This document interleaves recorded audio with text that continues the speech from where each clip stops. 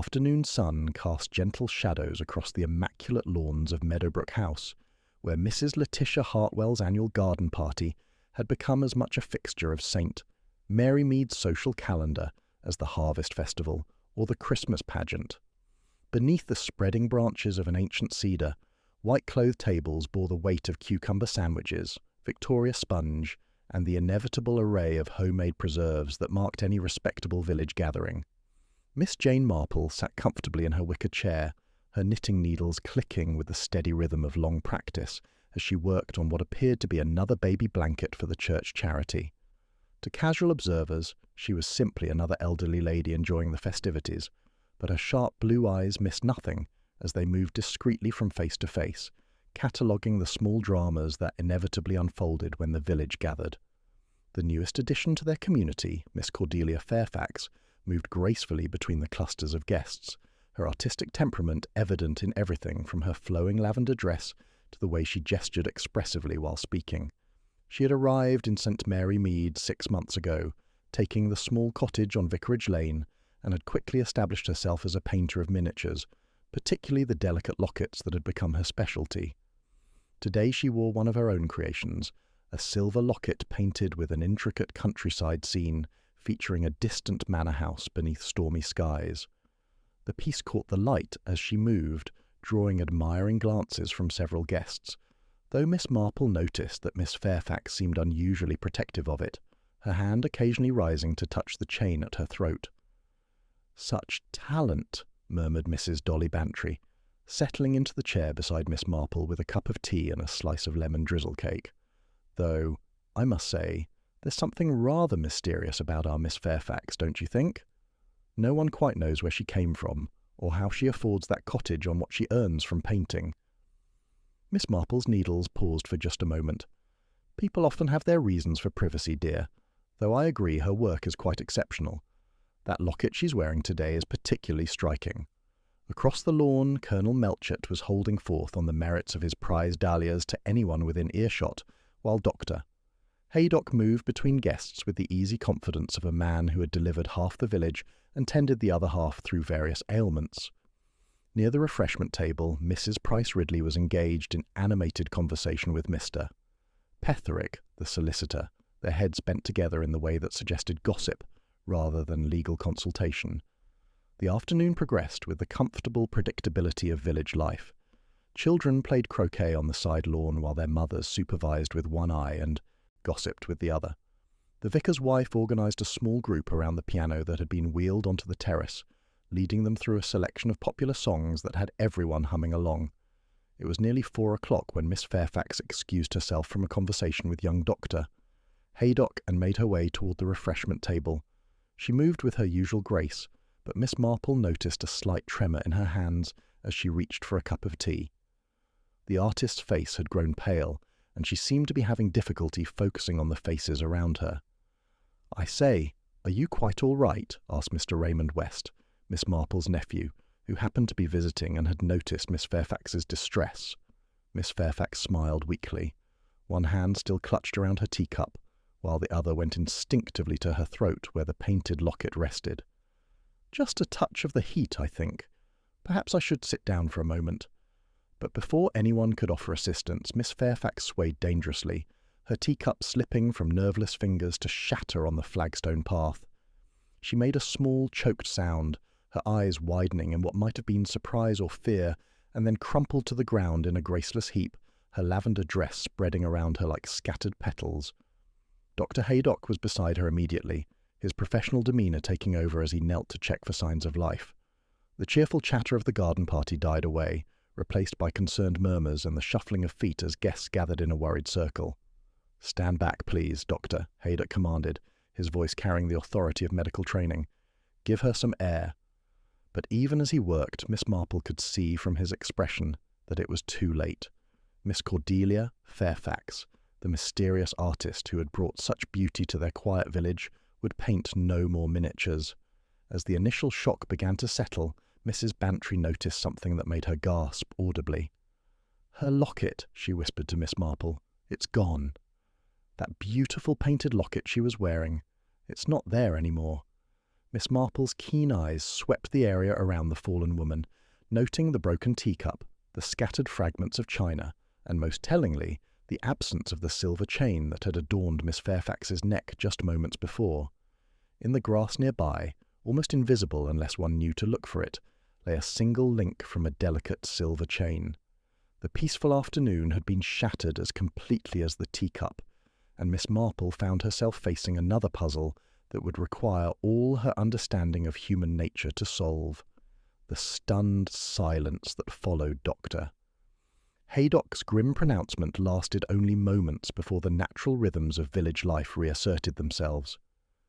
Mrs. Hartwell, drawing upon decades of experience managing social crises, dispatched her butler to telephone the police while quietly directing the servants to maintain order among the increasingly agitated guests. Inspector Slack arrived within the hour, his motorcar announcing his presence with an authoritative rumble that seemed to shake the very foundations of Meadowbrook House. A man of middle years with the bearing of someone perpetually sceptical of human nature, he surveyed the scene with the practised eye of one who had seen too many supposedly peaceful afternoons disrupted by violence. "Heart attack, you say, Doctor?" Inspector Slack's tone carried the weight of professional doubt as he knelt beside Miss Fairfax's still form, his gaze immediately fixed upon the broken teacup, and more tellingly, the single silver link that glinted in the grass like a fallen star. Dr. Haydock nodded grimly. The symptoms were consistent with sudden cardiac arrest, though the speed of onset was unusual. I've arranged for a proper examination, of course. And this missing locket? The inspector's bushy eyebrows rose as he carefully collected the delicate chain link with his handkerchief. Valuable piece, was it? Mrs. Bantry, who had positioned herself within earshot, couldn't resist contributing. Oh, quite valuable, Inspector. She was always so protective of it.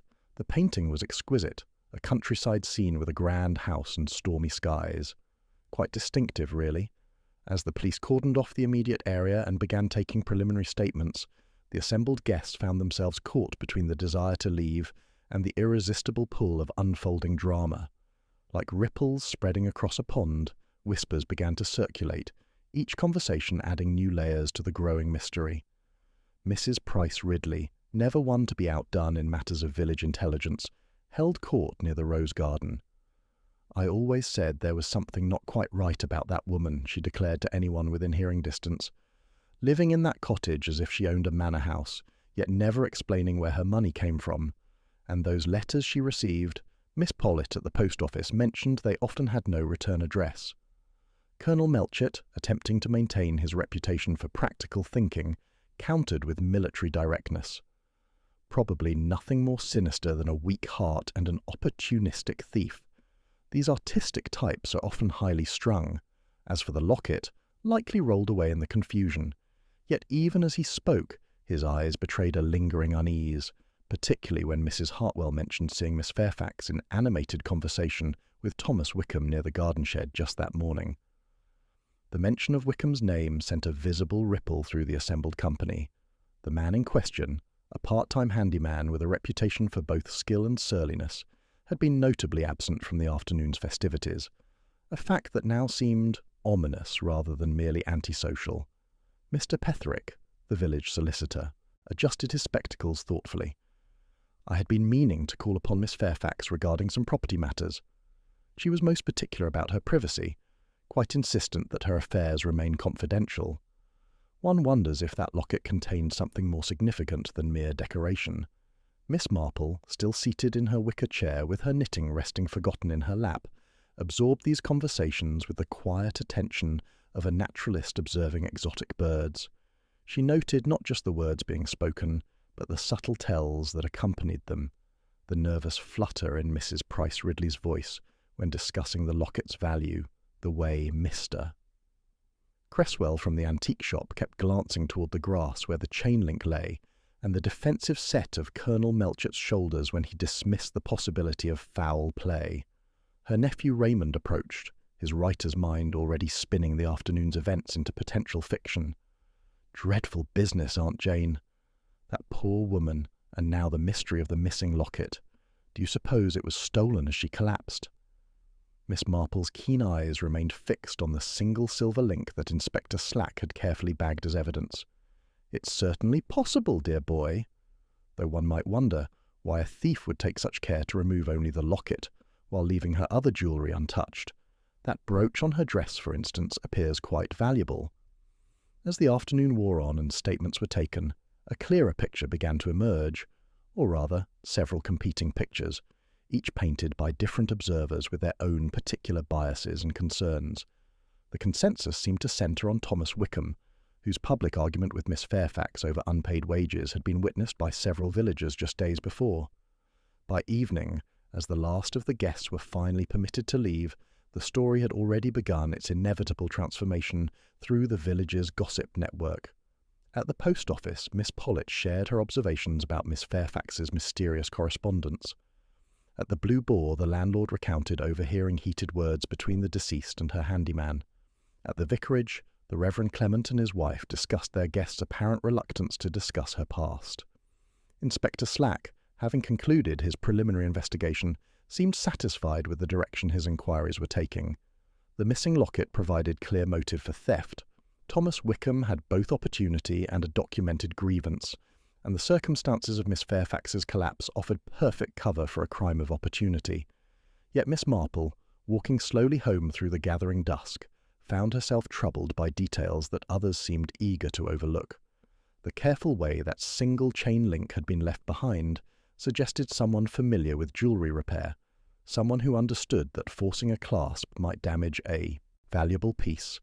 The positioning of Miss Fairfax's body, the timing of her collapse, and most intriguingly, the apparent significance that several villagers had placed on the painted scene within the locket itself, all these elements suggested a complexity that simple theft and opportunistic violence couldn't adequately explain. As St. Mary Mead settled into an uneasy sleep, theories and suspicions swirled through the darkness like autumn leaves caught in an uncertain wind. Tomorrow would bring formal investigations and official conclusions, but tonight the village grappled with the uncomfortable realization that their peaceful world had been shattered by forces they were only beginning to understand.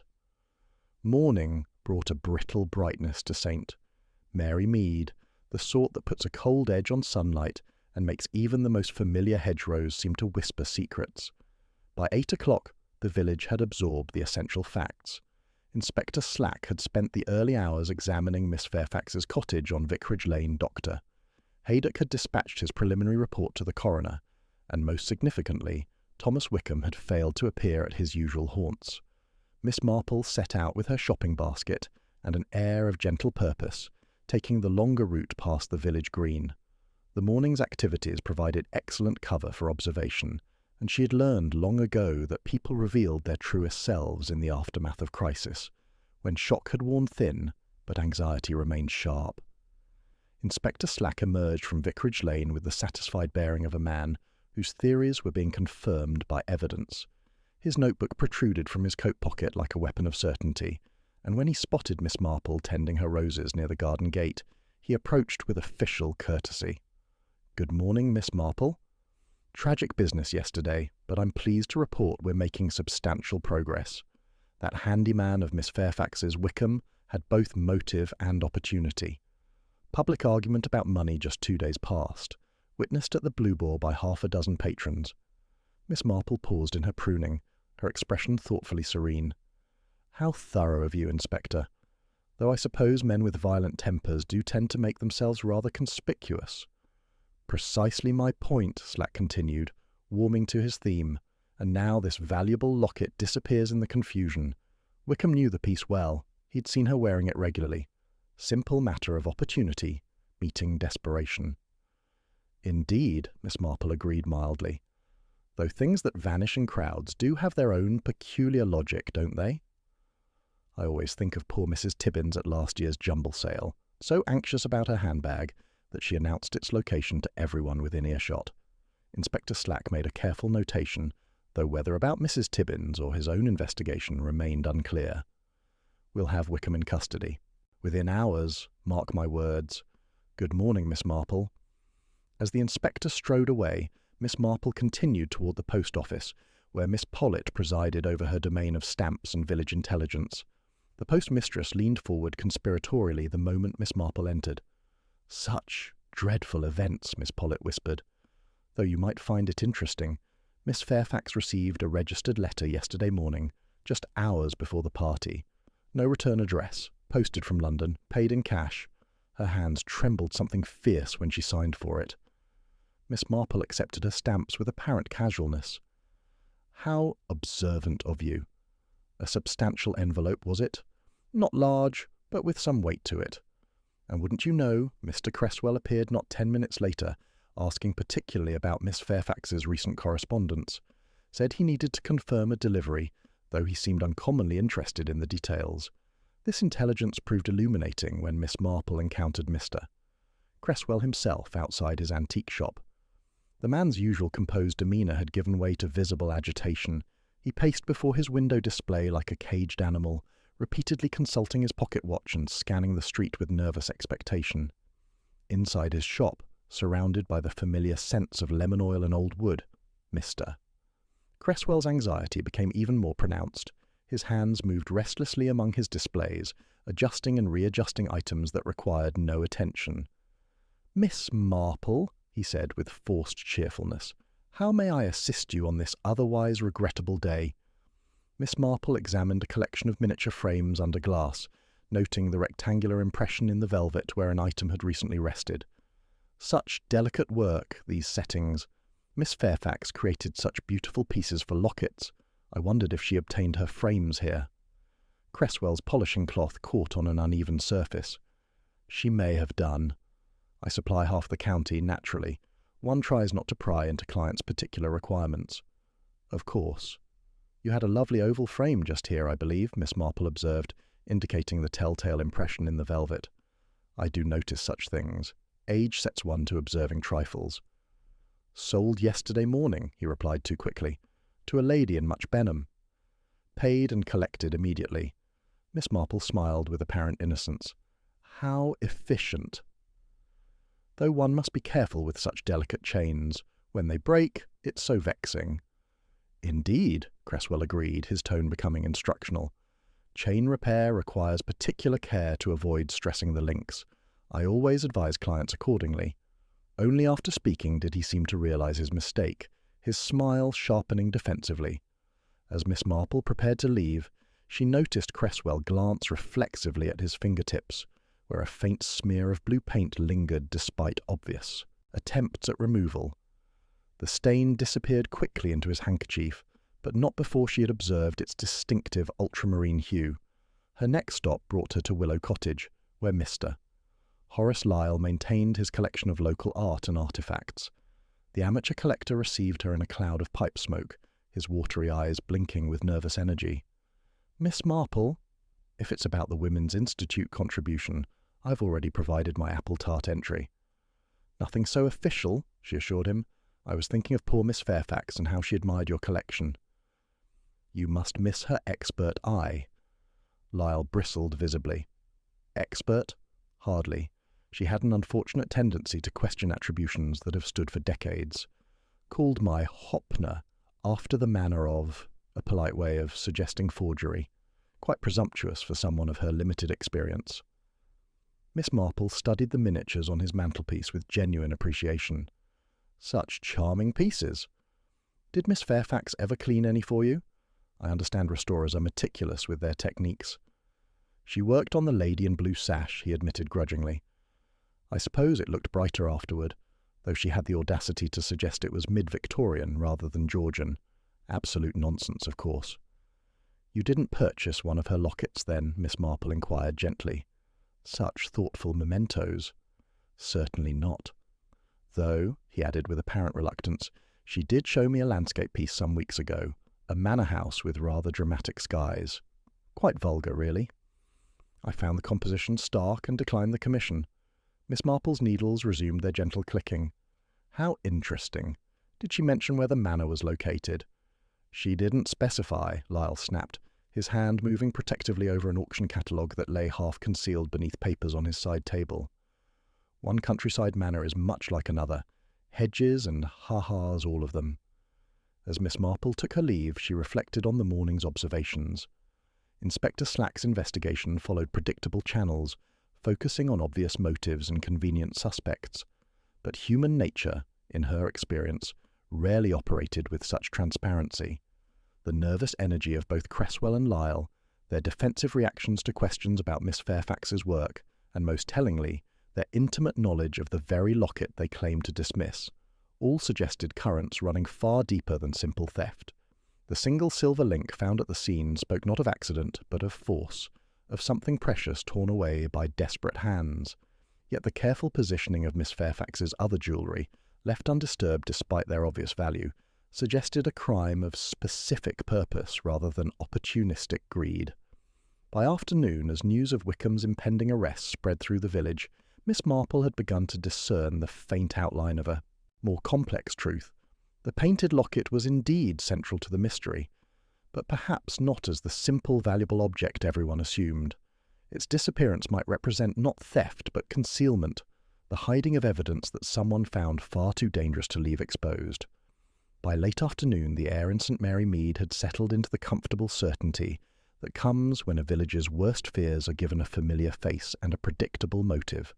Inspector Slack emerged from the police station with the satisfied bearing of a man whose methodical approach had yielded the expected results, his notebook thick with evidence that painted a clear picture of guilt.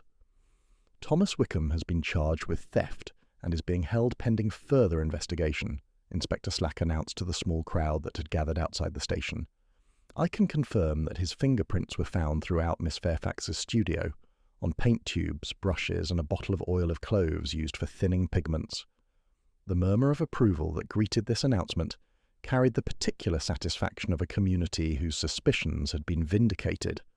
Mrs. Price Ridley positioned herself prominently among the observers, her voice carrying across the square with authoritative certainty. "I always said that man had violence in him," she declared. "The way he argued with poor Miss Fairfax at the Blue Boar. Everyone heard him threatening to get what was owed him, one way or another." The evidence against Wickham appeared overwhelming. Beyond the public quarrel over unpaid wages, Inspector Slack had uncovered a pattern of mounting debts that painted a picture of increasing desperation. The handyman owed money to several local establishments, and his financial situation had grown precarious in recent weeks. Most damning of all, his fingerprints were not merely present in Miss Fairfax's studio, but specifically on items that suggested intimate knowledge of her work and valuable possessions. Wickham himself, brought in from his cottage with little ceremony, maintained his innocence with the stubborn defiance of a man accustomed to being blamed for troubles not of his making.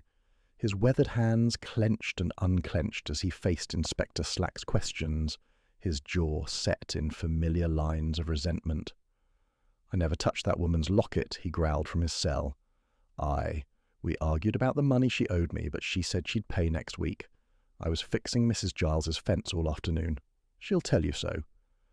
Mrs. Giles, when questioned, provided testimony that was both helpful and damaging. "He was at my cottage from just after lunch until nearly 5 o'clock, she confirmed nervously. "But he did leave for a bit, said he needed a special tool from his shed. Gone maybe 20 minutes, half an hour at most." This brief absence was enough for Inspector Slack to dismiss the alibi as inadequate. 20 minutes would have been sufficient for a determined man to reach Meadowbrook House, commit the crime during the confusion of the garden party, and return to his work. The timing seemed to fit perfectly with Miss Fairfax's collapse and the mysterious disappearance of her painted locket. Yet Miss Marple, listening to these developments from her chair in the police station's waiting area, where she had come to deliver knitted comforts to Mrs. Pierce, the constable's wife, found herself troubled by details that seemed to contradict the emerging narrative. She had observed Thomas Wickham's work firsthand when he repaired her garden fence, noting his careful attention to delicate mechanisms and his surprising gentleness with her elderly cat. The fingerprint evidence, while compelling to Inspector Slack, struck her as entirely predictable. Miss Fairfax had employed Wickham for various tasks around her cottage, including the setup of her small studio in the converted greenhouse. Of course his prints would be on her art supplies. He had likely arranged and rearranged them dozens of times during his employment. More puzzling was the selective nature of the theft. If Wickham had simply grabbed the most valuable item during Miss Fairfax's collapse, why had he ignored the clearly antique brooch that remained pinned to her dress? The piece was obviously valuable and far easier to remove than a delicate locket chain. The single silver link found near the body suggested not violent snatching but careful removal, or perhaps a struggle that ended with deliberate taking rather than opportunistic grabbing. Miss Marple's mind returned to her morning observations of Mr. Cresswell's nervous energy and the faint blue paint stains on his fingers, Mr. Lyle's defensive reactions when discussing Miss Fairfax's artistic opinions, and the mysterious registered letter that had arrived just hours before the garden party. These details suggested currents running far deeper than simple theft motivated by unpaid wages. As evening approached and the village settled into satisfied certainty about Wickham's guilt, Miss Marple walked slowly past the cottage on Vicarage Lane. The police had completed their initial examination, but something about the pattern of disturbance visible through the greenhouse windows caught her attention. Paint tubes lay scattered with their caps removed, canvas boards pulled from storage racks and carelessly replaced. Not the systematic search of official investigation, but the hurried seeking of someone looking for something specific. The obvious culprit had been presented with all the evidence a reasonable person might require. Yet Miss Marple had learned long ago that human nature rarely operated with such convenient transparency. The painted locket's disappearance remained central to the mystery, but perhaps not as the simple, valuable object everyone assumed. Its theft might represent not greed but concealment, the hiding of evidence that someone found far too dangerous to leave exposed. As darkness fell over St. Mary Mead, the village exhaled with relief. They had their villain, the police had their suspect, and life could return to comfortable rhythms. But Miss Marple carried with her the growing conviction that Thomas Wickham's arrest had solved nothing, and that the real perpetrator remained free to strike again if threatened with exposure. The morning after Thomas Wickham's arrest brought a deceptive calm to St. Mary Mead, the sort of quiet that follows a storm but carries within it the promise of further unsettled weather. Miss Marple, armed with her customary shopping basket and an ostensible need to return a borrowed recipe to Mrs. Hartwell, made her way back to Meadowbrook House with the deliberate purpose of one who understands that truth often reveals itself in the aftermath of excitement. Mrs. Hartwell received her graciously, though the strain of recent events showed clearly in the careful way she moved through rooms that had once been entirely familiar. The drawing-room felt different somehow, as if the very air had been changed by yesterday's tragedy. "Such a relief about that dreadful business being settled," Mrs. Hartwell said, pouring tea with hands that trembled only slightly. "Though I confess the whole affair has left me quite unsettled. One never imagined such violence could touch our quiet corner of the world." Miss Marple accepted her cup thoughtfully. "Indeed, though I wonder if I might take a brief walk through your garden. Yesterday's events happened so quickly, and I find myself with an elderly person's need to understand exactly what occurred." The flagstone terrace had been cleared of all evidence of the garden party, but Miss Marple's trained eye could still read the subtle signs of recent tragedy. She moved slowly along the path Miss Fairfax had taken, her gaze sweeping methodically across the ground where small details might have escaped official notice. Near the spot where Miss Fairfax had collapsed, almost hidden beneath the drooping branches of a lavender bush, something caught the morning light with an intensity that made Miss Marple pause. She knelt carefully, her arthritic joints protesting the movement, and extracted what appeared to be a tiny flake of paint, no larger than a pinhead. The speck rested on her palm like a fragment of captured sky, not the pale watercolour blue of amateur painting sets, but the rich, deep ultramarine that serious artists prized for its permanence and intensity. Miss Marple had seen exactly this shade yesterday, lingering stubbornly on Mr. Cresswell's fingertips despite his obvious attempts at removal. The discovery of the paint flake led her to examine the immediate area more carefully. Between two flagstones, nearly invisible unless one knew precisely where to look, lay a second silver link from Miss Fairfax's chain. Unlike the first link that Inspector Slack had collected, this one bore clear signs of deliberate manipulation, tiny scratches consistent with pliers or similar tools, and a hairline crack where careful pressure had been applied. Miss Marple studied the damaged link with the practised eye of someone who had spent decades mending delicate items for church sales and family heirlooms. The scratches were fresh, made by someone familiar with jewellery repair, but working under considerable time pressure. The crack suggested not violent yanking, but methodical separation, the careful work of someone who understood both the value of what they were taking and the importance of not damaging it unnecessarily. Her examination was interrupted by the approach of Dr. Haydock, who had arrived to check on Mrs. Hartwell's constitution after the previous day's shock. "Miss Marple," he greeted her with professional courtesy. "I trust you're not overtaxing yourself with this morning's exertions?" "Not at all, Doctor." Though I confessed a curiosity about poor Miss Fairfax's art supplies. "You mentioned oil of cloves yesterday. It slows the drying of oil paint, doesn't it?" Dr. Haydock nodded, warming to a topic that touched upon his scientific interests. "Indeed it does. Artists use it when they need to work on a piece over several days. Without it, oil paint can become unworkable within hours, particularly important for detail work like miniatures." "And if one were to paint over an existing image," Miss Marple continued with apparent casualness, "would the surface be more likely to shed small flakes if the paint hadn't had time to cure properly?" "Certainly," he confirmed, "especially if the piece were handled or flexed.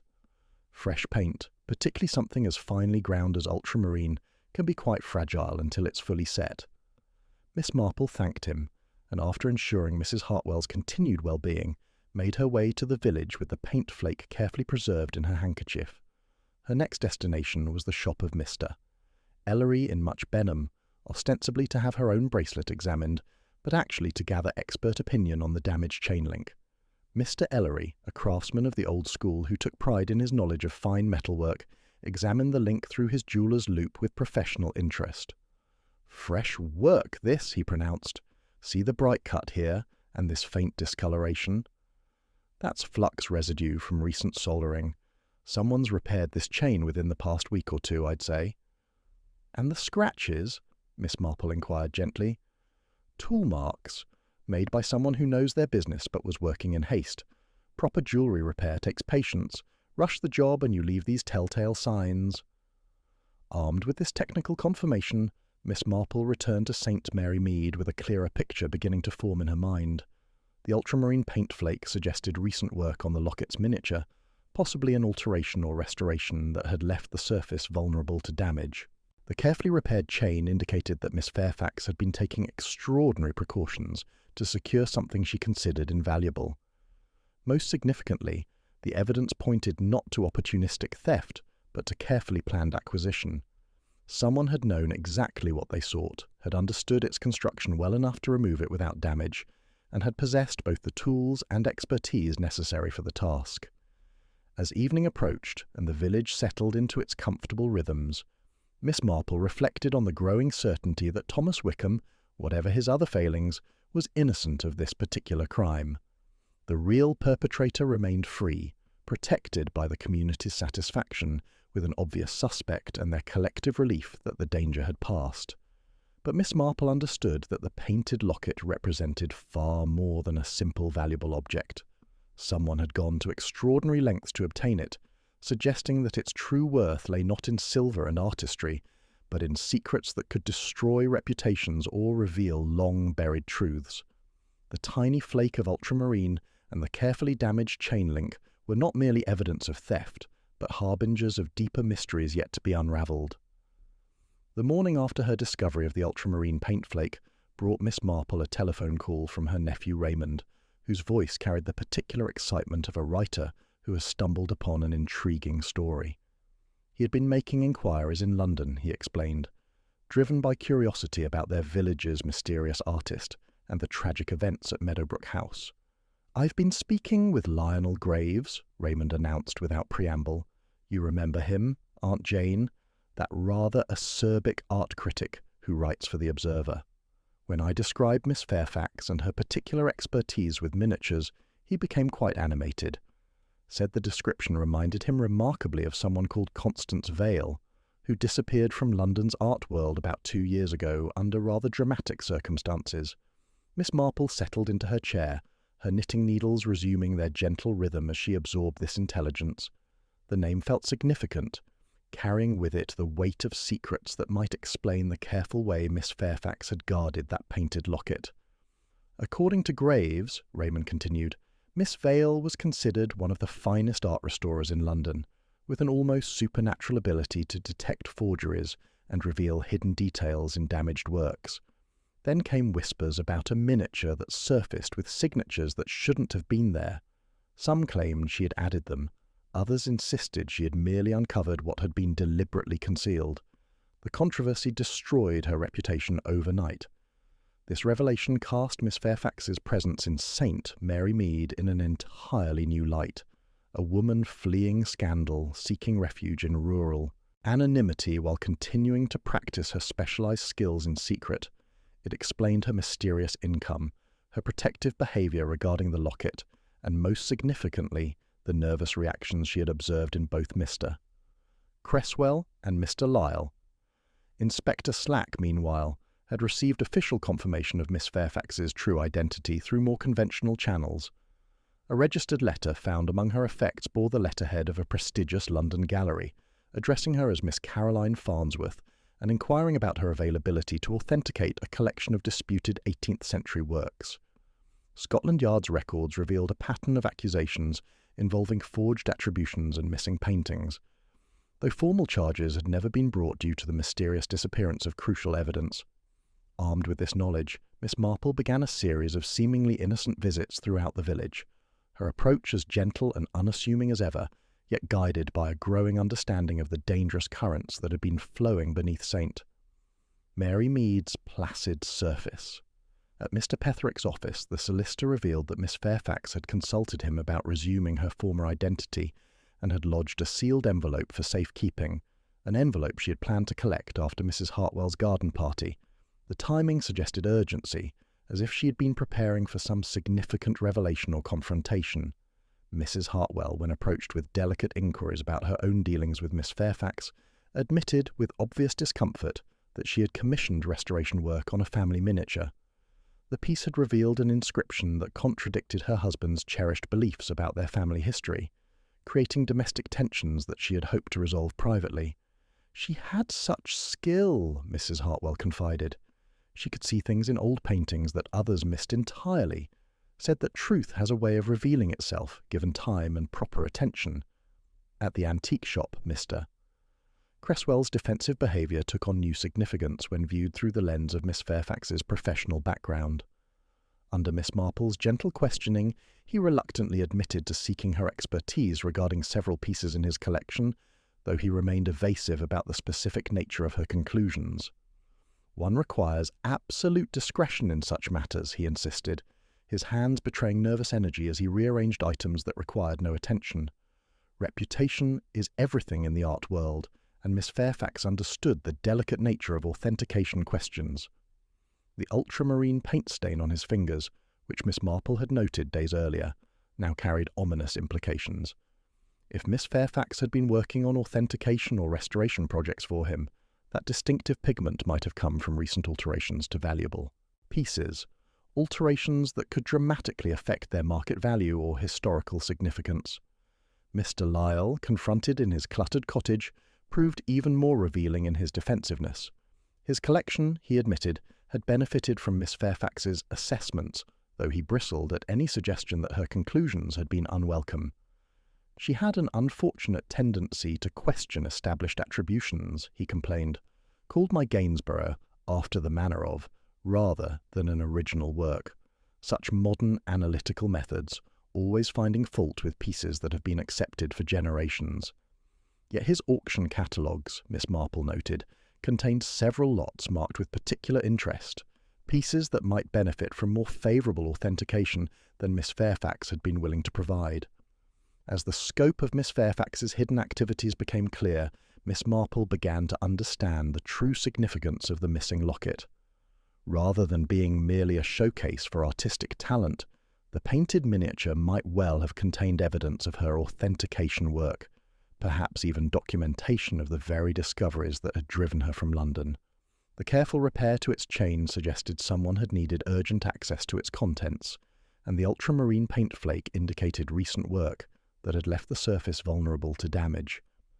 The villagers' comfortable certainty about Thomas Wickham's guilt now seemed tragically misplaced. The real crime had roots far deeper than unpaid wages, extending into a world of artistic deception, professional rivalry, and the desperate measures people would take to protect reputations built upon carefully maintained illusions. The revelation of Miss Fairfax's true identity as the disgraced art restorer Constance Vale sent tremors of unease through St. Mary Mead's carefully maintained tranquillity, yet before the village could fully absorb the implications of harbouring a fugitive from London's art world, a new shock shattered their fragile sense that the worst had passed. Just as dawn was breaking over Meadowbrook House, Mrs. Hartwell discovered that her home had been violated during the night by an intruder whose selectivity spoke to intimate knowledge and desperate purpose. The burglary bore none of the hallmarks of common theft. The family silver remained untouched in its display cabinet, valuable jewellery lay undisturbed in plain sight, and the collection of spode china that had been Mrs. Hartwell's pride for decades showed no signs of examination. Instead, the intruder had moved through the house with surgical precision, targeting a single, seemingly insignificant item from Mrs. Hartwell's private study, an antique wooden frame that had hung on the wall near her desk for generations, holding what she had always assumed was a faded pastoral print of little consequence. Inspector Slack arrived at Meadowbrook House with the weary frustration of a man watching his carefully constructed case dissolve before his eyes. The tidy narrative of Thomas Wickham's guilt, supported by fingerprint evidence and public quarrels, suddenly seemed inadequate to explain this new development. As he surveyed the study, noting the precise way the frame had been removed, carefully unhooked rather than torn from its mounting, his confidence in the handyman's culpability began to waver. "Just the frame, you say?" Inspector Slack muttered, examining the rectangular outline left in the dust on the wallpaper. "Nothing else disturbed? No papers rifled through, no drawers forced?" Mrs. Hartwell, pale and shaken by the violation of her private sanctuary, confirmed the selective nature of the theft. "They knew exactly what they wanted," she said with dawning realization. "The intruder must have been familiar with the house, must have known where to find it. But I can't understand why anyone would want such an old thing." Miss Marple, who had arrived ostensibly to offer comfort, but actually to observe the scene with her characteristic attention to detail, noted several telling elements that Inspector Slack had overlooked. The burglar had possessed either keys or intimate knowledge of the house's security, moving through the rooms without forcing locks or breaking windows. More significantly, they had taken extraordinary care to conceal their search. Cushions replaced precisely, papers examined and returned to their exact positions, drawers opened and closed with meticulous attention to leaving no obvious trace. "Such consideration for your property, Mrs. Hartwell," Miss Marple observed gently, almost as if the intruder wished to avoid causing you distress beyond taking what they absolutely required. The connection between the stolen frame and Miss Fairfax's professional activities became clearer when Mrs. Hartwell revealed that she had been planning to consult the art restorer about that very piece. "I was going to ask her opinion about replacing the print with a family portrait," she explained. "Miss Fairfax had such an eye for historical detail, and I thought she might advise me on whether the frame was suitable for such a purpose." This revelation cast the burglary in an entirely new light. The thief had not acted randomly, but with specific knowledge of Miss Fairfax's intended examination of the frame. Someone had realized that the art restorer's expert eye might uncover secrets that the frame's unremarkable appearance had concealed for decades, and they had moved swiftly to prevent that discovery from ever taking place. The news of the second crime spread through St. Mary Mead, like ripples from a stone, dropped into still water, each circle of gossip carrying fresh anxiety and renewed speculation. The comfortable certainty of Wickham's guilt evaporated, replaced by the chilling realization that the real perpetrator remained free and active. Neighbours who had felt safe in their beds the night before now found themselves checking locks and peering suspiciously at familiar faces. Mr. Cresswell's reaction to the burglary news proved particularly revealing. When Miss Marple encountered him outside his antique shop, his usual nervous energy had escalated to barely controlled panic. His hands shook as he fumbled with his keys, and his eyes darted constantly along the street as if expecting danger to materialize from every shadow. "Dreadful business," he stammered when Miss Marple inquired about his well-being. "One wonders if any of us are safe with such desperate characters about." though I suppose Mrs. Hartwell's frame was of considerable value. Antique frames often are to those who understand such things. His intimate knowledge of the stolen item, despite claiming no involvement in its acquisition, struck Miss Marple as significant. The faint blue stain she had noted on his fingers days earlier seemed to take on new meaning when viewed alongside his obvious distress. Mr. Lyle's cottage presented an equally telling picture when Miss Marple called to check on his welfare. The amateur collector had spent the early morning hours rearranging his displays, though his explanations for the changes seemed forced and unconvincing. Several pieces that had previously held prominent positions were now conspicuously absent, while others had been relocated to less visible spots. "One must be cautious about insurance valuations," he explained when Miss Marple commented on the alterations.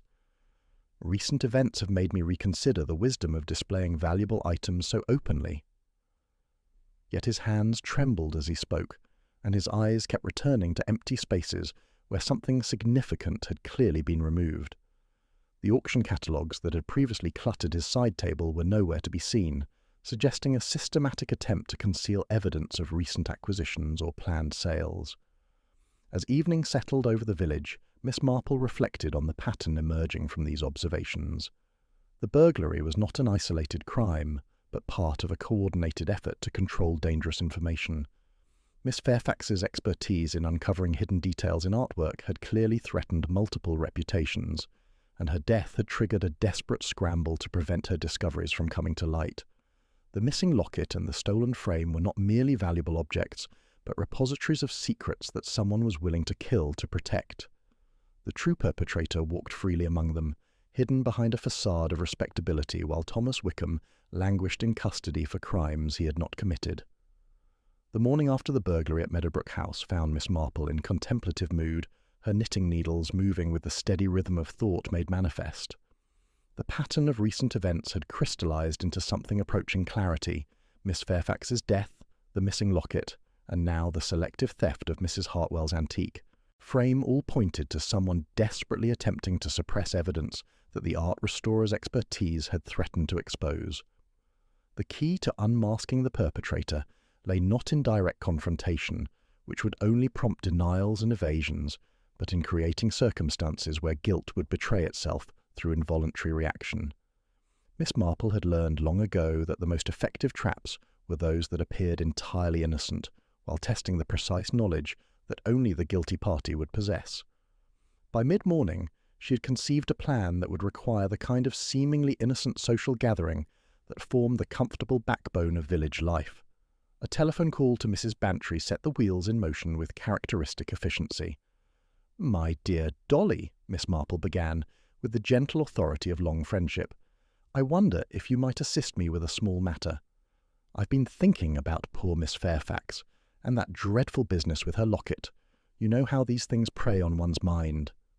Mrs. Bantry, always eager for involvement in any intrigue that might enliven village routine, readily agreed to host an impromptu tea party that afternoon.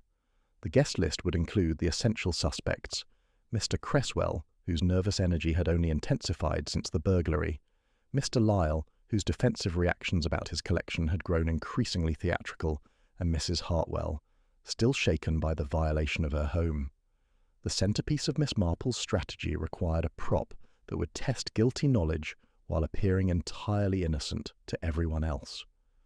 From her jewellery box, she retrieved a silver locket that had belonged to her late sister, a piece of similar size and general appearance to Miss Fairfax's, though bearing a conventional floral design rather than the mysterious countryside scene that had adorned the murdered woman's necklace.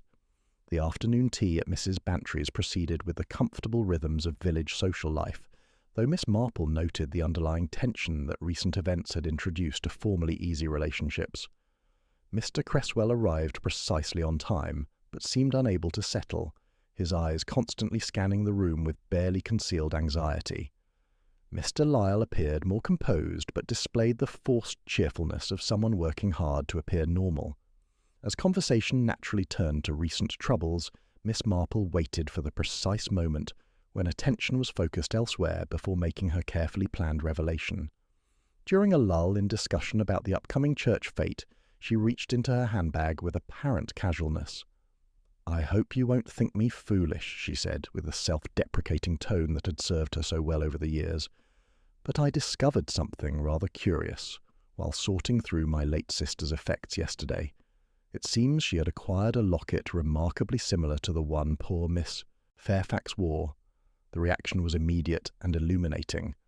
Every person in the room turned toward Miss Marple with varying degrees of interest, but two guests responded with an intensity that went far beyond polite curiosity. Mr. Creswell half rose from his chair, his face draining of colour as his eyes fixed on the locket in Miss Marple's palm with unmistakable recognition. Mr. Lyle's teacup rattled against its saucer as his hand trembled with poorly suppressed agitation. "May I examine it?" Mr. Creswell asked, his voice carrying a tremor he attempted to disguise as scholarly interest. "I have some experience with such pieces, and the technique might prove instructive." Miss Marple allowed him to take the locket, watching with the careful attention of a naturalist as his hands betrayed intimate familiarity with its construction. He knew exactly how to work the delicate catch, understood the mechanism that revealed the painted interior, and most tellingly, seemed to be searching for something specific that he clearly did not find. "Charming work," he murmured, though his tone suggested disappointment rather than admiration. "Though I believe this may be a later reproduction. The brushwork lacks the precision one expects from truly accomplished miniaturists." Mr. Lyle, meanwhile, had grown increasingly restless during this examination. "Where exactly did your sister acquire such a piece?" he asked with forced casualness. "Provenance can be quite important for proper attribution, you understand." Miss Marple smiled with innocent pleasure at their interest. "I'm afraid I haven't the faintest idea, dear. You know how elderly ladies accumulate treasures over the years, though I did find it curious that she had wrapped it so carefully in tissue paper, almost as if she considered it particularly precious." The mention of careful preservation sent another visible tremor through Mr. Creswell, while Mr. Lyle's jaw tightened with what might have been recognition or fear. Both men were clearly struggling to maintain composure while processing implications that remained opaque to the other guests. "Such pieces often contain family histories," Miss Marple continued conversationally. "I noticed this one has a countryside scene, a manor house with rather dramatic skies. Quite distinctive, really. I wonder if it depicts somewhere local."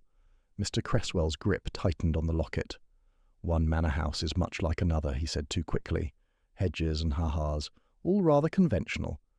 "Indeed," Mr. Lyle agreed with suspicious eagerness, though certain architectural details can be quite telling to the trained eye.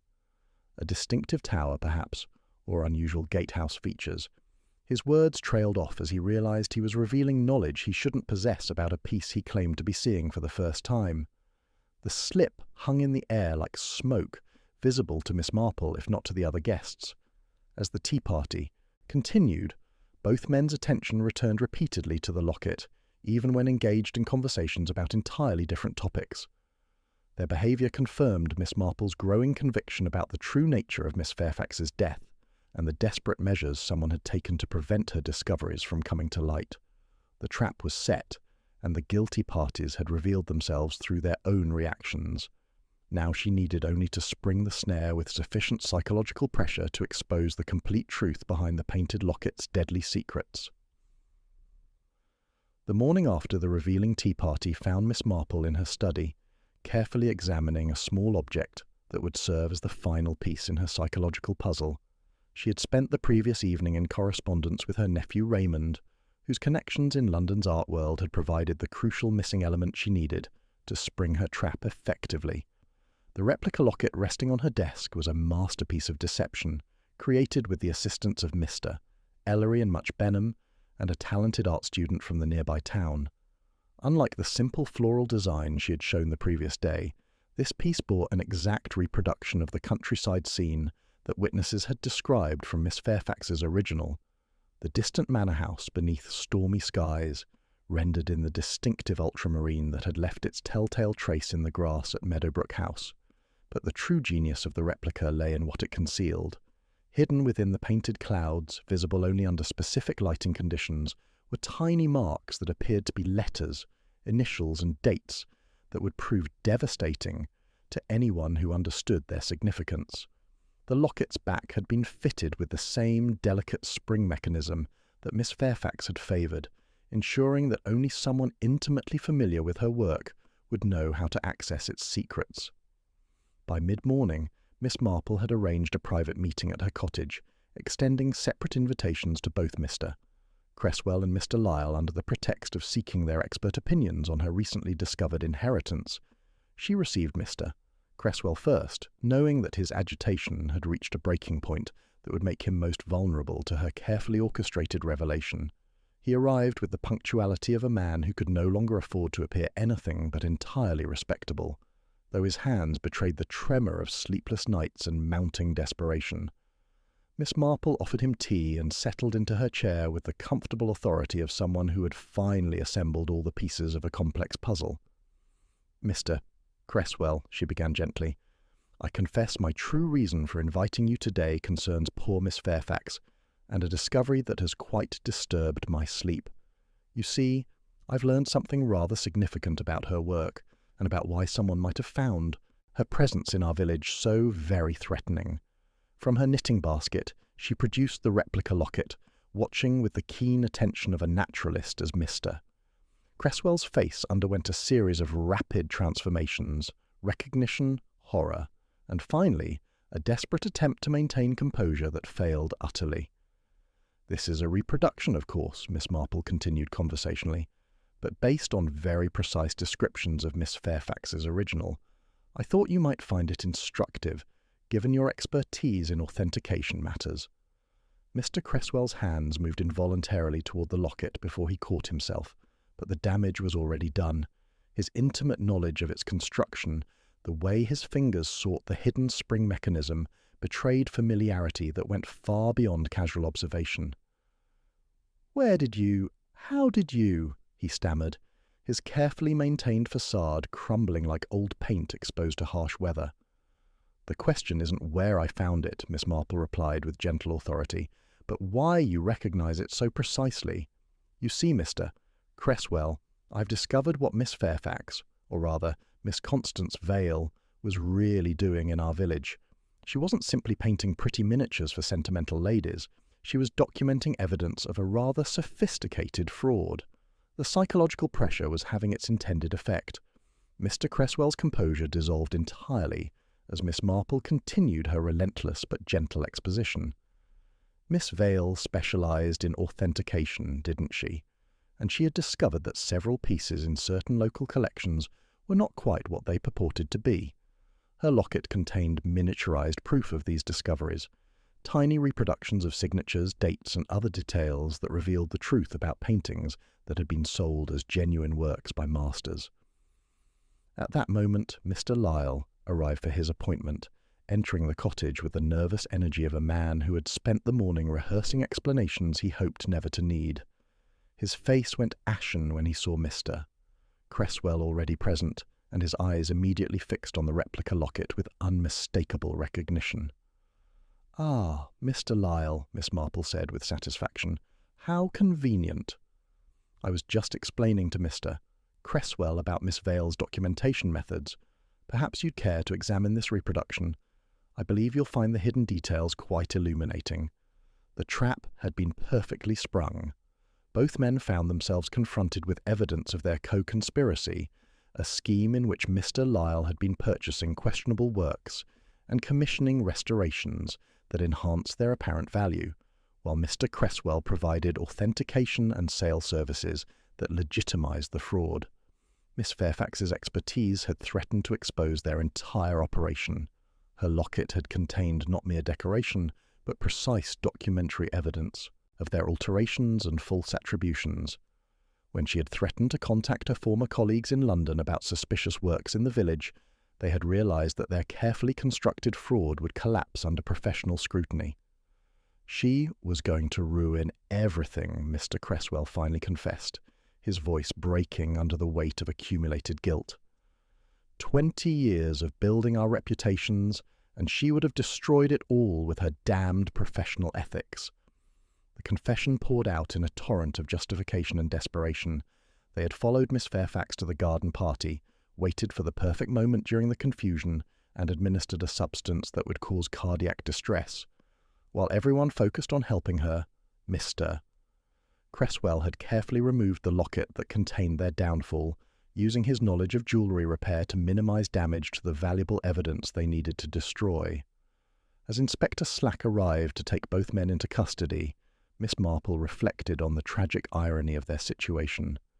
Two men who had built their livelihoods around the appreciation of art and beauty had ultimately been destroyed by their inability to appreciate the most important beauty of all, the truth that Miss Fairfax had died trying to preserve. The gathering in Mrs. Hartwell's morning room carried the weight of revelation, as Inspector Slack had requested the presence of all key figures in what had become Saint, Mary Mead's most complex mystery. Dr. Haydock sat with professional gravity beside Mrs. Bantry, whose eyes sparkled with anticipation, while Mr. Petherick adjusted his spectacles with the careful attention of a man accustomed to witnessing confessions. Under discreet police guard, Mr. Cresswell and Mr. Lyle occupied chairs near the window, their earlier composure having dissolved entirely under the pressure of Miss Marple's psychological trap. Miss Marple herself appeared deceptively serene, her knitting resting in her lap as she surveyed the assembled company with the gentle authority of someone who had finally assembled all pieces of a complex puzzle. The replica locket lay on the side table beside her, its painted surface catching the afternoon light like a small beacon of truth. "Inspector Slack," she began with characteristic mildness, "I believe it would be helpful if we were entirely clear about what poor Miss Fairfax, or rather Miss Constance Vale, had discovered, and why someone found her presence in our village so very threatening." Inspector Slack leaned forward, his notebook ready. Despite his initial scepticism about the elderly lady's theories, recent events had taught him to value her insights above his own conventional investigative methods. "You see," Miss Marple continued, her voice taking on the gentle but relentless tone of complete explanation, "Miss Vale was not simply painting pretty miniatures for sentimental purposes. Her locket served as what one might call a portable archive, a sophisticated method of documenting evidence that she had developed during her years as a professional art restorer in London." She gestured toward the replica locket with delicate precision. Within that painted countryside scene, the manor house beneath stormy skies, Miss Vale had concealed microscopic reproductions of the evidence she was gathering about questionable works in certain local collections. Hidden within the ultramarine clouds were tiny marks that appeared to be mere brushstrokes, but were actually initials, dates, and other crucial details that would prove devastating to anyone involved in art fraud.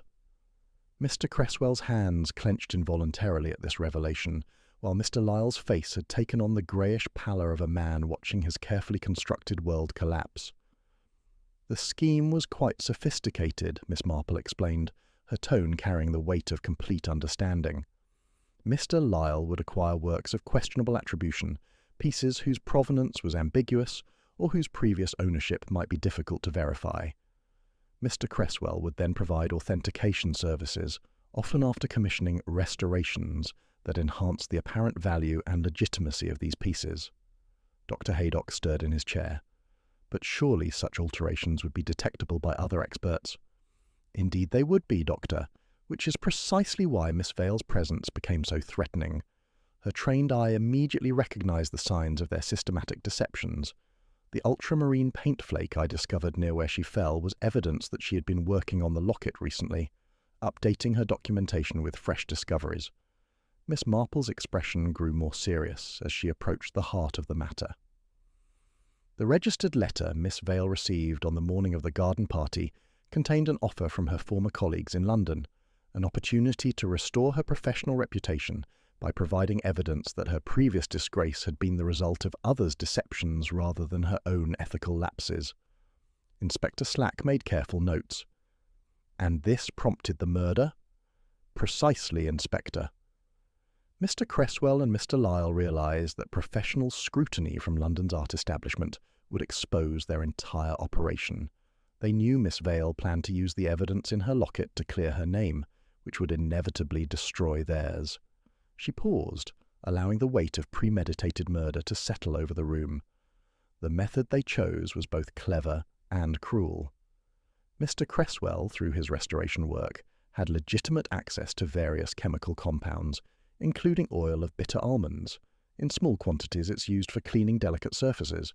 In larger doses, particularly when administered to someone under stress, it can trigger cardiac symptoms that appear entirely natural. Mrs. Hartwell gasped softly. "You mean they poisoned her tea?" "Not the tea itself, but rather the cup's rim," Miss Marple confirmed. During the confusion of the garden party, when Miss Vale was distracted by the heat and social pressures, Mr. Cresswell had the opportunity to apply the substance to her teacup. The bitter almond scent would have been masked by the various refreshments, and the symptoms would have appeared consistent with sudden heart failure. Dr. Haydock nodded grimly. The presentation was indeed unusual, but not impossible given such circumstances. While everyone rushed to help the stricken woman, Miss Marple continued, Mr. Cresswell used his expertise with jewellery mechanisms to carefully remove the locket. The single silver link we found bore tool marks consistent with his knowledge of chain repair, and the fresh solder marks indicated recent work that Miss Vale had commissioned to strengthen the piece. She knew it contained dangerous evidence. Inspector Slack looked up from his notes. And the burglary at Mrs. Hartwell's? Their desperate attempt to eliminate any remaining evidence, Miss Marple explained. Mrs. Hartwell had mentioned to Miss Vale her intention to have the antique frame examined. They feared it might contain additional proof of their alterations, perhaps backing papers or other materials that would support Miss Vale's documentation. Mr. Cresswell finally found his voice, though it emerged as barely more than a whisper. She was going to destroy everything we'd built. 20 years of reputation, of careful work. Work built upon deception, Miss Marple replied with gentle firmness. Miss Vale understood that truth has a way of revealing itself, given time and proper attention. She died trying to restore not just her own honour, but the integrity of the art world she loved. As Inspector Slack signalled for the constables to make the formal arrests, Miss Marple reflected on the tragic waste of it all. 2 men who had dedicated their lives to the appreciation of beauty had ultimately been destroyed by their inability to appreciate the most important beauty of all, the truth that Miss Fairfax had carried in her painted locket and died trying to preserve. The comfortable certainty that had settled over Saint. Mary Mead, with Thomas Wickham's arrest, now gave way to a more complex understanding of human nature's capacity for both creation and destruction, beauty and deception, art and artifice. The formal arrests of Mr. Cresswell and Mr. Lyle sent tremors through Saint. Mary Mead that would reshape the village's understanding of itself for years to come. Inspector Slack's constables moved with unusual reverence through the antique shop, their search yielding the original locket wrapped in muslin behind a false panel, its painted surface bearing the telltale abrasions where desperate hands had tried to scrub away incriminating evidence. The tiny initials still glimmered in the ultramarine clouds, refusing to be erased despite their creator's murder. At Willow Cottage, the recovery of Mrs. Hartwell's stolen frame revealed its true significance, backing papers containing dealer stamps and dates that contradicted the paintings they supposedly accompanied. Hidden within the frame's construction lay a meticulous list in Miss Fairfax's careful script, documenting questionable attributions and suspicious provenances that formed the foundation of a systematic fraud spanning decades. Thomas Wickham emerged from custody a changed man, his natural surliness tempered by the sobering experience of facing execution for crimes he had not committed. When Miss Marple encountered him outside the post office, his awkward gratitude carried the dignity of someone who understood that justice sometimes required the courage of unlikely champions. "Ma'am," he said gruffly, "I heard as how you said it wasn't me." "Can't think why you'd bother, but I'm obliged." Miss Marple's expression softened with genuine warmth. "You were angry, Mr. Wickham, not wicked. There is a difference. Besides, those who truly steal seldom quarrel in public about it." The village's response proved as varied as human nature itself. Mrs. Price Ridley, who had been so quick to pronounce Wickham guilty, found her subsequent pronouncements met with polite silences that spoke volumes about the community's newfound wariness of hasty judgment. Colonel Melchett rallied the Horticultural Society with determined optimism, though even he paused longer than usual beneath the cedar at Meadowbrook House, acknowledging that deeper shadows than those cast by trees had lately fallen there. Dr. Haydock's official report confirmed what Miss Marple had deduced through observation rather than laboratory analysis. The presentation of sudden cardiac failure had been entirely consistent with poisoning by oil of bitter almonds, administered with the calculated precision of men who understood both chemistry and human nature. The revelation left him with profound unease about the limitations of medical observation when confronted with sophisticated criminal intent. The practical consequences extended far beyond personal reputations. Working with experts from London, Inspector Slack began the complex process of tracing fraudulent works that had passed through the conspirators' hands. Several pieces proved to be elaborate forgeries, their true value far below what unsuspecting buyers had paid. The legal ramifications would continue for months, as victims sought restitution and the art world grappled with the systematic deception that had flourished under the cover of rural respectability. Mrs. Hartwell faced the delicate task of informing previous purchasers that works acquired in good faith might not be authentic. Yet she also discovered, in Mr. Petherick's sealed envelope, Miss Fairfax's final letter, a document that not only named her murderers but expressed hope that her death might serve to restore integrity to the art world she had loved. The letter would prove crucial evidence in the upcoming trials, but it also provided poignant insight into a woman who had chosen exile over compromise. The cottage on Vicarage Lane remained empty for several weeks, its windows dark and garden growing wild, before being let to a young couple from London who knew nothing of its previous tenants' tragic fate. Their cheerful renovation seemed to exorcise some of the lingering shadows, though neighbours still crossed to the sunny side of the street when passing. Village life gradually resumed its familiar rhythms, though with an underlying awareness that had not existed before. The comfortable assumption that respectability guaranteed virtue had been shattered as completely as Miss Fairfax's teacup on Meadowbrook's flagstones. Neighbours who had once exchanged pleasantries with the conspirators now found themselves questioning how well they truly knew anyone. Miss Marple, observing these subtle shifts with her characteristic perceptiveness, understood that true healing was not about forgetting, but about integrating painful truths into the fabric of daily life. When the Women's Institute proposed a memorial bench for Miss Fairfax, she advocated for placement at the corner where the church path bends toward the cemetery, a spot where passers-by must slow and, in slowing, might remember. The inscription, after considerable discussion, would refer to Constance Vale and to truth lovingly restored, words that captured both her professional dedication and personal sacrifice. The replica locket that had served as the key to unmasking the murderers was eventually donated to the local historical society, where visitors often remarked on the beauty of its painted countryside scene, unaware of the deadly secrets it had been created to expose. Inspector Slack, his initial scepticism replaced by genuine respect, stopped at Miss Marple's gate one evening to tip his hat. He muttered something about intuition and devil of a business, before adding, very nearly audibly, "Thank you."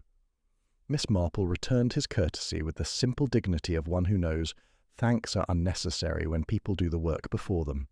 The trials of Cresswell and Lyle would eventually result in lengthy prison sentences, their professional reputations destroyed as completely as they had attempted to destroy Miss Fairfax's.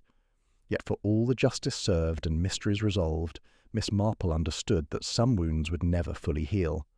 The village had learned that evil could wear familiar faces and speak in trusted voices, a knowledge that would forever change the easy trust that had once characterized their community. As autumn settled over St. Mary Mead, the Painted Locket's legacy endured not in the evidence rooms of distant courts, but in the quiet wisdom of a community that had looked into the darkness and chosen, despite everything, to continue believing in the possibility of light. The first frost of the season had touched St. Mary Mead with crystalline precision, outlining each leaf and blade of grass with delicate silver. Miss Marple moved through her garden in the early morning light, her breath forming small clouds as she tended to the late roses that still bloomed despite the changing season. The familiar ritual of deadheading and pruning provided perfect accompaniment to reflection, her hands working with practiced efficiency while her mind processed the events that had so dramatically altered their quiet village. 3 months had passed since the arrests of Mr. Cresswell and Mr. Lyle, and the trials had concluded with guilty verdicts on all charges. The art world scandal had made headlines in London papers, but here in St. Mary Mead, life had settled into new patterns that accommodated the uncomfortable knowledge of what had transpired beneath their very noses. The memorial bench for Miss Fairfax, or rather Miss Constance Vale, had been installed the previous week at the bend in the church path, its simple inscription drawing occasional visitors who paused to read about "Truth Lovingly Restored." Miss Marple had noticed that people lingered there longer than strictly necessary, perhaps contemplating the complexity of a woman who had died for principles that many found easier to admire in theory than practice. As she worked among her roses, Miss Marple reflected on the peculiar nature of the case that had so thoroughly disrupted their peaceful world. The painted locket had become something of a symbol in her mind, a beautiful object that contained both artistry and evidence, creation and destruction. Miss Fairfax had used her considerable talents to document truth, while her murderers had employed their knowledge to obscure it. Art, she mused, possessed this curious dual nature. It could be a beautiful deception, a clever illusion designed to fool the eye, as the conspirators had so expertly proven. Yet it could also be a powerful revealer of truth, a silent witness to history, a vessel for dangerous secrets. The village was slowly healing, though the scars remained visible to those who knew where to look. Thomas Wickham walked straighter now, his vindication complete, while Mrs. Price Ridley had found a softer tone she tried out in church doorways and at the post office. Colonel Melchett had taken to speaking kindly to Wickham when they met. There were many languages, Miss Marple thought, and one of them was simple human decency. The cottage on Vicarage Lane had been let to a young couple from London who knew nothing of its previous tenant's tragic fate. Their cheerful renovations and bright curtains seemed to exorcise some of the lingering shadows, though neighbours still crossed to the sunny side of the street when passing. The antique shop remained closed, its windows reflecting only empty sky. Mrs. Hartwell had established a small fund to assist victims of art fraud, turning her painful experience into something constructive. The stolen frame, recovered from Mr. Lyle's cottage, had revealed backing papers that documented decades of systematic deception. Working with experts from London, the authorities continued tracing fraudulent works, their investigation extending far beyond St. Mary Mead's borders.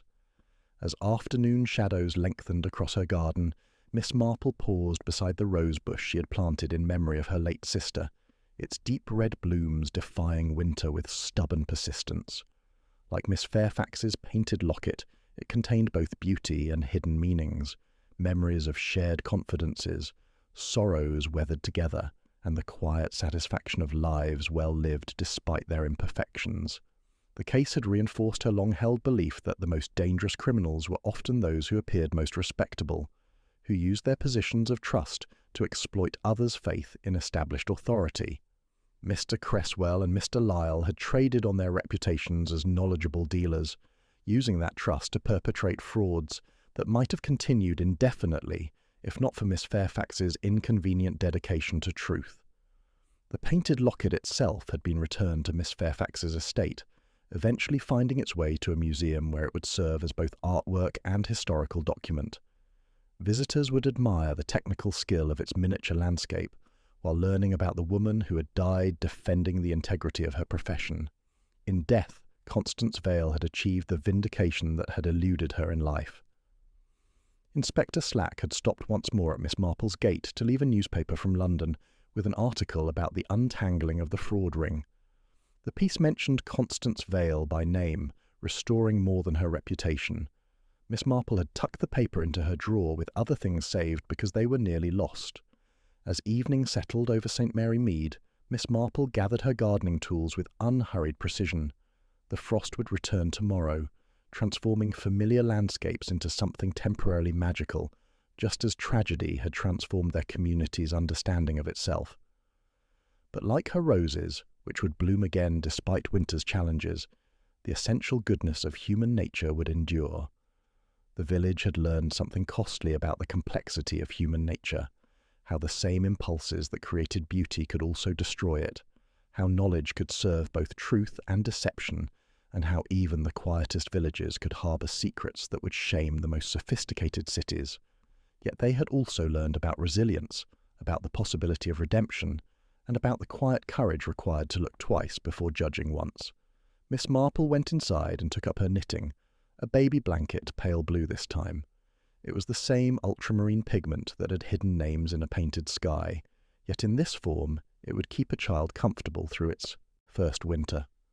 So much, she reflected, depended on what one chose to do with what one had.